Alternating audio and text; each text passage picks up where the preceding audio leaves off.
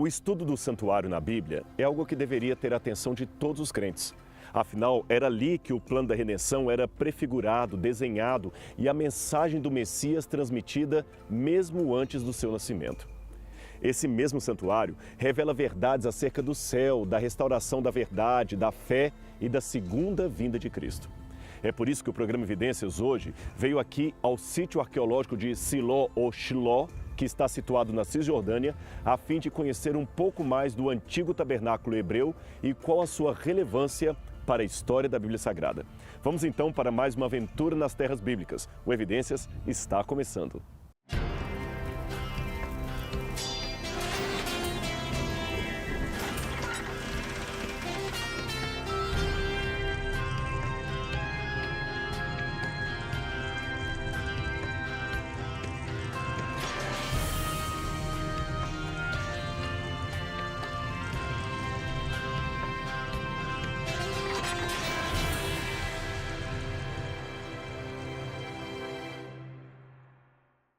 Todas as histórias do mundo sempre começam em algum lugar especial do planeta.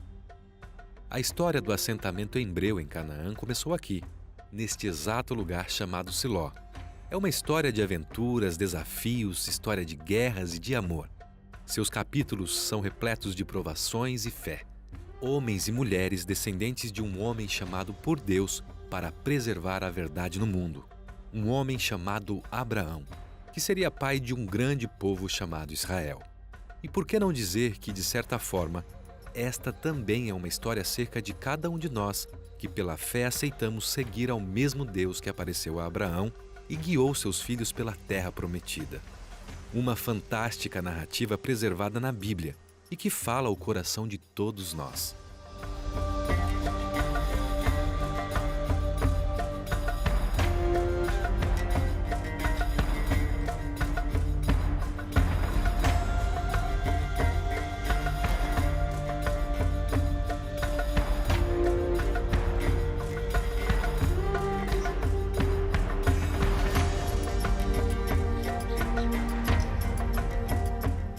Falando assim de modo rápido, muitos talvez nem liguem para o nome de Siló ou Shiló na Bíblia.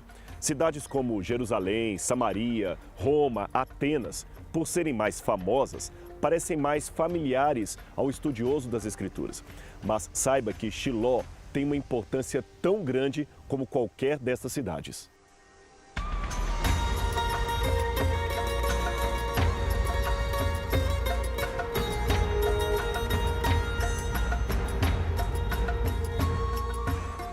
Quando o povo hebreu terminou a sua peregrinação pelo deserto do Sinai e finalmente entrou na terra de Canaã, as 12 tribos de Israel deixaram de ser nômades e fixaram residência dividindo o território.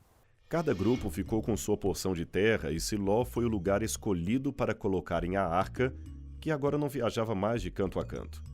Foi também em Siló que as tribos foram divididas entre si. Assim, Shiló foi o primeiro centro religioso do tempo dos juízes e a primeira capital do povo hebreu. E toda a congregação dos filhos de Israel se reuniu em Siló, e ali armaram a tenda da congregação depois que a terra lhes foi sujeita. Josué 18, verso 1. Então, aqui em Shiló ficou o santuário e a arca da aliança contendo os 10 mandamentos.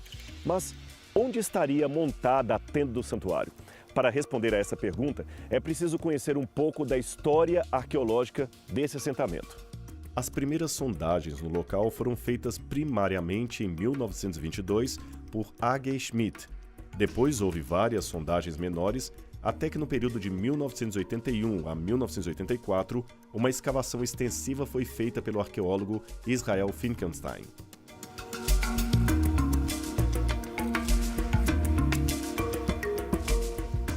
Uma das maneiras de descobrir o período de ocupação de um assentamento arqueológico é justamente observando as cerâmicas que são encontradas no local. Israel Finkelstein descobriu aqui 8 níveis de ocupação, 8 diferentes estratos, que vão desde o período antigo, na época do bronze, passando também pelo que chamamos da época do ferro, o período dos juízes, o período do primeiro templo, do segundo templo, o período do Talmud, que é a era bizantina, Temos também a Idade Média, incluindo a ocupação islâmica e, finalmente, os tempos modernos. Todos esses períodos houve ocupação de pessoas aqui em Shiló. Um edifício da Era do Ferro, cerca de 1200 a.C., também foi descoberto. Ele possuía 2 andares com colunas perto do topo da colina, a primeira atribuída a Israel. Jarros com aro colarinho foram usados para armazenamento e alguns itens de culto também foram encontrados nesse local. Todos eles apontavam o uso desse edifício como parte de um complexo arquitetônico religioso.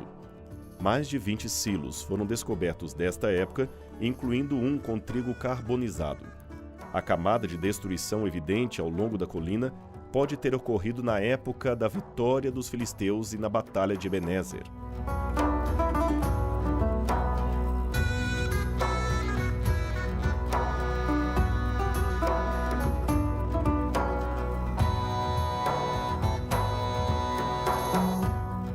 Dentre as cerâmicas encontradas aqui em Shiló, essas são muito importantes, que são cerâmicas para estocar alimento. Esta aqui tem o que chamamos de ponta de colarinho. É um jarro muito precioso, muito raro de ser encontrado. Agora, esse outro aqui, que marca o período dos juízes, aquele período descrito na Bíblia, ele tem várias alças, como você pode ver. Várias alças. É um tipo de cerâmica muito incomum. As pessoas, quando faziam jarros de barro, não colocavam tantas alças assim. Então, a opinião dos arqueólogos é que o fato desse vaso ter tantas alças e poucos dele terem sido encontrados até hoje é que a sua função seria sacerdotal, seria religiosa. Portanto, provavelmente, essa cerâmica aqui foi usada dentro do santuário de Shiló. Durante os anos 2006 e 2007, novas escavações arqueológicas foram realizadas junto ao Tel Siló. Continuando o trabalho de uma escavação anterior, de 1998, eles descobriram o piso em mosaico de uma grande igreja bizantina que foi provavelmente construída entre 380 e 420 d.C. Esse mosaico também foi encontrado aqui no sítio arqueológico. Ele está escrito em grego, como você pode ver, e é do período bizantino. Logo na primeira letra, na primeira linha, é fácil ver a letra Y e Ri, que são as abreviações do nome Iesos Christos, Jesus Cristo. E logo abaixo, na segunda linha, é possível ver claramente a palavra Shiló, ou seja, aqui era a aldeia de Shiló, e fala aonde ficava a Oike, o tabernáculo sagrado. Então esta é uma confirmação arqueológica de que realmente esse lugar era o lugar da antiga cidade de Shiló, onde ficava o tabernáculo de Deus. Um dos achados mais intrigantes foi a de um monte de cerâmica fora das muralhas da cidade, que pertenciam a um período anterior à colonização israelita. Esta pilha de cerâmica foi o remanescente de uma série de sacrifícios de animais que foram atirados por cima do muro após a conclusão do ritual e depois enterrado. Esse achado aponta para um estado de santidade em Siló, já no período dos cananeus. Sobre o local do santuário, existem pelo menos 2 lugares aqui onde os arqueólogos pensam que poderia estar o tabernáculo. E nós vamos conhecer cada um deles.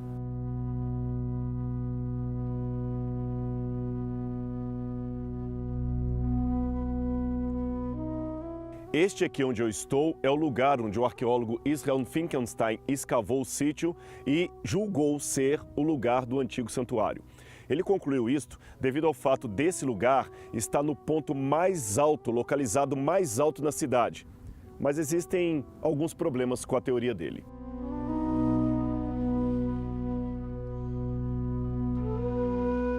Eu, particularmente, tenho dificuldade em aceitar este lugar como sendo aquele onde esteve o tabernáculo e também questiono o método de Finkelstein, não somente eu, mas muitos arqueólogos. É que Finkelstein praticamente despreza o texto bíblico e muitas informações importantes que ele contém. A partir disto, o arqueólogo imagina situações que não possuem nenhum elemento textual que as confirme. Ele diz, por exemplo, que o santuário deveria ser muito menor do que afirma o texto bíblico, e que o mesmo seria fruto de uma revolta do tempo dos juízes que construíram um templo similar aos templos cananitas que haviam em redor. O grande problema com esta hipótese de Finkelstein é que ela não está documentada em nada. De onde ele tirou a trama que sustenta tudo isto? Na verdade, as pedras não dizem nada do que ele está afirmando. E ele mesmo admite que a sua hipótese de ser aqui o local do antigo tabernáculo não esclarece em nada os modos de adoração dos antigos hebreus.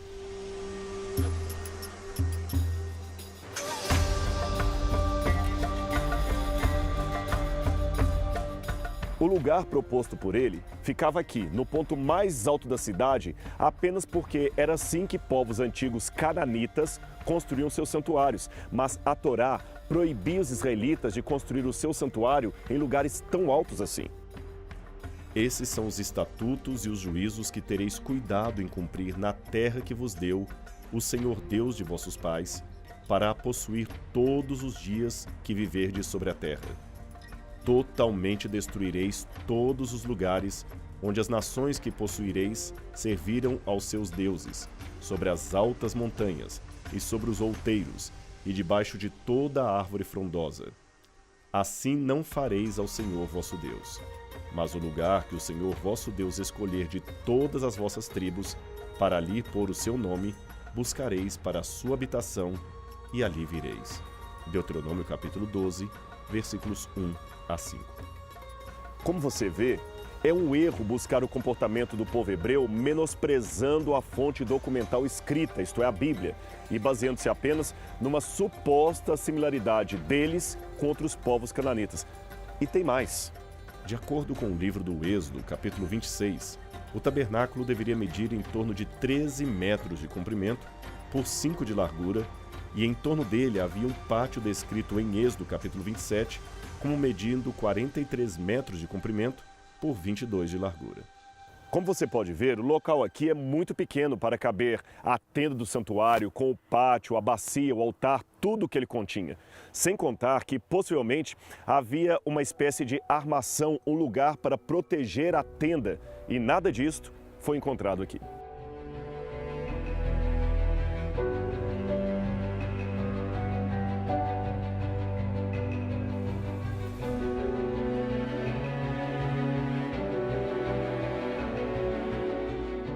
Agora, se tomarmos o texto bíblico em mãos e olharmos com calma cada detalhe que a Bíblia apresenta e compararmos com o sítio arqueológico que temos aqui, então podemos propor outro local para o sítio do antigo santuário. Vem que eu vou mostrar para você onde seria.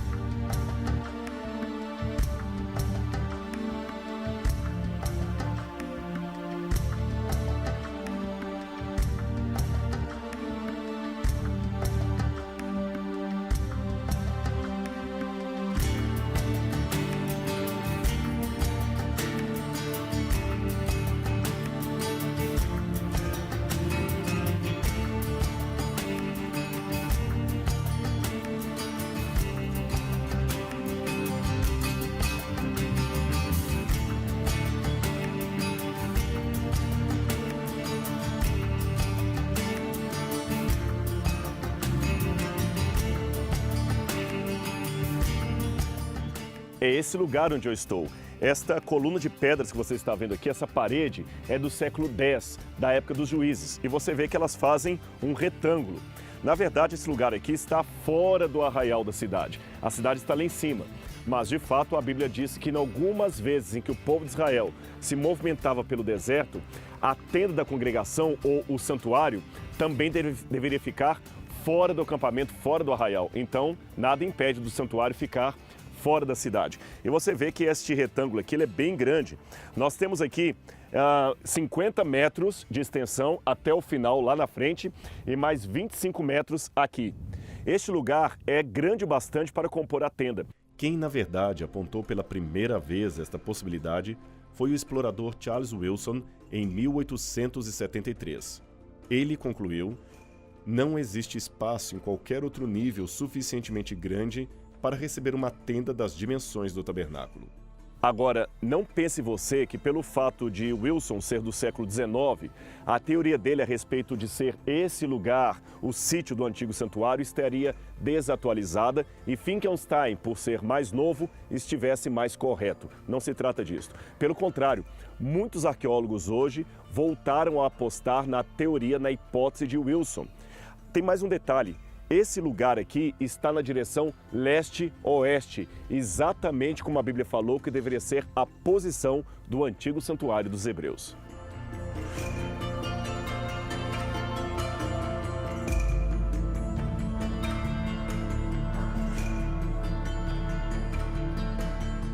Eu estou aqui com o Israel Ben-Arieh, ele é guia aqui no sítio arqueológico de Shiló, conhece muito de arqueologia, ele já participou de escavações arqueológicas aqui e resolveu nos dar uma entrevista para falar sobre esse lugar. Israel, qual a importância de Shiló para a história bíblica? Bom, Shiló foi a primeira capital do antigo Israel e o tabernáculo ficou aqui por 369 anos, de acordo com a história que temos na Bíblia. E por causa disso, nós consideramos essa como a primeira capital do antigo Israel, 200 anos antes de Jerusalém. Você poderia nos dar alguns exemplos de histórias da Bíblia que aconteceram aqui em Shiló? Sim, a coisa mais importante que aconteceu aqui, quando Josué veio para cá, os líderes das 12 tribos estabeleceram o tabernáculo. Eles também dividiram as terras entre as tribos aqui em Shiló. E a história mais significante para mim é a história sobre Ana e seu filho Samuel. O profeta Samuel é um dos profetas mais importantes do antigo Israel. Toda a sua história aconteceu aqui, nesse lugar. Então esse é o lugar onde Ana veio orar a Deus pedindo um filho? Sim, e de acordo com a história bíblica, Ana era uma mulher estéril e ela veio aqui para orar neste lugar santo. E então ela conheceu Eli e Eucana, o alto sacerdote, e felizmente para Ana, ele era um bom homem, então ela foi abençoada e foi isso. Temos um dos profetas mais importantes do antigo Israel, Samuel, o profeta. Segundo a história bíblica, Eucana, pai de Samuel, tinha 2 esposas, Ana e Penina. Enquanto Penina tinha filhos, Ana era estéril. Todos os anos, quando Eucana e sua família iam peregrinar no templo de Deus em Siló, Penina provocava Ana, humilhando-a por causa da sua esterilidade. Certa vez, Ana sentiu-se profundamente amargurada após ter sido provocada por Penina e, quando entrou no templo, começou a orar intensamente e chorava. Não dizia nenhuma palavra, mas comunicava-se com Deus através do seu coração. Tendo feito uma promessa, ela disse que se tivesse um filho varão, este se tornaria um nazireu e iria servir desde criança à religião, dedicando-se ao sacerdócio do Senhor. Deus então atendeu o pedido de Ana, e assim que ela e seu marido retornaram para a residência da família nas montanhas de Efraim, Ana engravidou e teve um filho chamado Samuel. Depois que Samuel desmamou, Ana, com o consentimento de Eucana, apresentou-o ao Senhor no templo, e na ocasião compôs esse belo cântico no estilo dos Salmos. Meu coração exulta no Senhor minha força é exaltada. Minha boca se exalta sobre os seus inimigos, pois me alegro em tua libertação. Não há ninguém santo como o Senhor, não há outro além de ti. Não há rocha alguma como nosso Deus. Não falem tão orgulhosamente, nem saia de suas bocas tal arrogância, pois o Senhor é Deus sábio, é Ele quem julga os atos dos homens. O arco dos fortes é quebrado, mas os fracos são revestidos de força. Os que tinham muito agora trabalham por comida, mas os que estavam famintos agora não passam fome. A que era estéril deu à luz a 7 filhos, mas a que tinha muitos filhos ficou sem vigor. O Senhor mata e preserva a vida. Ele faz descer a sepultura e dela resgata. O Senhor é quem dá pobreza e riqueza. Ele humilha e exalta. Levanta do pó o necessitado e do monte de cinzas ergue o pobre. Ele os faz sentarem-se com príncipes e lhes dá lugar de honra. Pois os alicerces da terra são do Senhor, sobre eles estabeleceu o mundo. Ele guardará os pés dos seus santos, mas os ímpios serão silenciados nas trevas. Pois não é pela força que o homem prevalece. Aqueles que se opõem ao Senhor serão despedaçados. Ele trovejará do céu contra eles. O Senhor julgará até os confins da terra. Ele dará poder ao seu rei e exaltará a força do seu ungido. Agora eu quero ser muito claro e honesto com você. Os dois lugares que eu apresentei para serem o sítio original do tabernáculo são possibilidades arqueológicas, ideias acadêmicas, não são uma certeza absoluta. Pode ser que nenhum deles esteja correto. Mas o fato é que, em algum canto aqui da cidade de Shiló, apesar de eu pensar que pode ter sido aqui, em algum lugar desse sítio estava a tenda da congregação, o santuário que Deus mandou os hebreus erguerem e que foi fixado aqui nessa cidade. Mas uma pergunta ainda paira no ar. Por que o tabernáculo, por que o santuário é tão importante para nós cristãos? Você pode achar que eu estou apenas em cima de uma pedra, não é mesmo? Mas tem algo mais nisso aqui. Deixe eu falar primeiro sobre a língua hebraica, onde foi escrito o Antigo Testamento.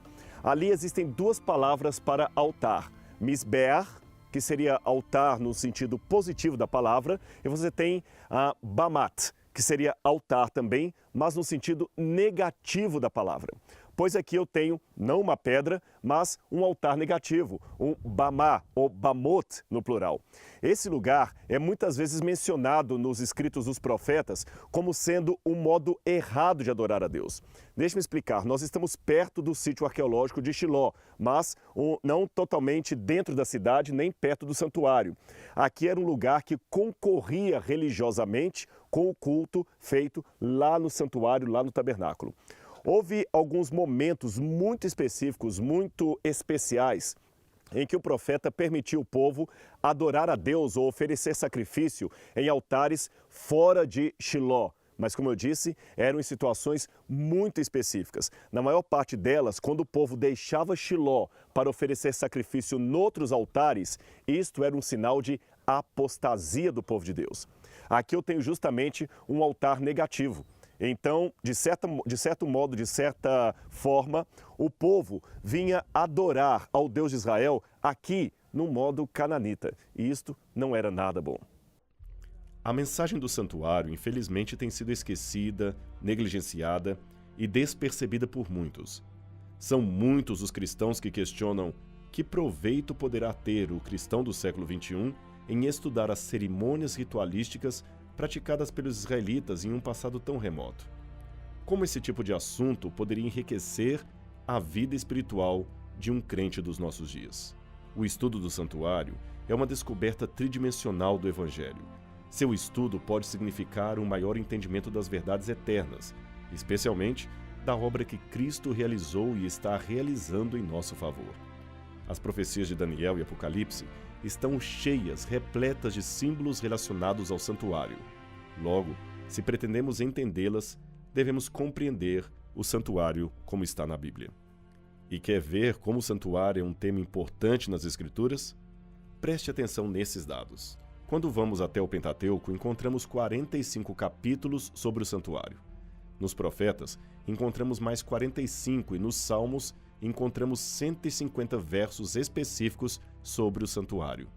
No Novo Testamento, encontramos muito também, pois em João encontramos Jesus cumprindo as festividades. No Apocalipse, encontramos 7 partes, sendo cada uma algo relacionado ao santuário. Nos escritos do apóstolo Paulo e apóstolo Pedro, encontramos o santuário também. E Jesus é descrito como o cordeiro, o sacerdote, a oferta, o propiciatório, a bacia de purificação, etc. Ele é, em outras palavras, a concretização de todo o sistema do santuário. Com base em tudo isso, é seguro dizer que na Bíblia temos mais sobre o santuário do que qualquer outra doutrina. Assim, independente da bandeira religiosa que se professe, esse tema é válido e importante para todos os crentes.